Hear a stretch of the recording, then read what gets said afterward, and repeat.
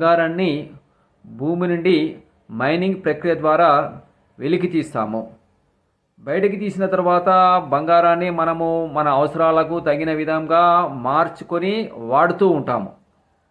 అంతేగాని వేరే వస్తువుల లెక్క పని చేయడం లేదని చెప్పి పాతకైందని చెప్పేసి బంగారాన్ని మనము పారవేయము.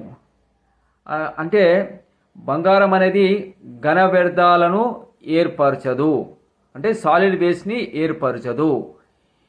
అంటే ఒకసారి భూమి నుండి తీసిన బంగారము ఎప్పుడు మార్కెట్లో సర్క్యులేట్ అవుతుంది, అంతేగాని అది వ్యర్థాల రూపంలో తిరిగి భూమిని చేరదు.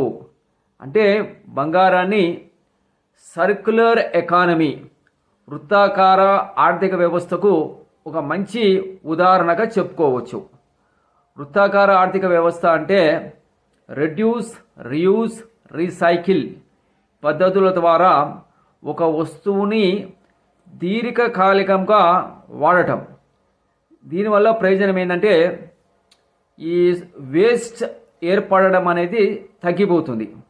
అదేవిధంగా న్యాచురల్ రిసోర్సెస్ని వాడడం అనేది తగ్గిపోతుంది. ఐఫోన్లు తయారు చేసేటువంటి యాపిల్ కంపెనీ 2030 కల్లా కార్బన్ న్యూట్రాలిటీ, 100% కార్బన్ న్యూట్రాలిటీ అంటే జీరో కార్బన్ ఎమిషన్స్ సాధించాలనే లక్ష్యంతో ఈ సర్క్యులర్ ఎకానమీ పద్ధతులను వాళ్ళు పాటిస్తున్నారు.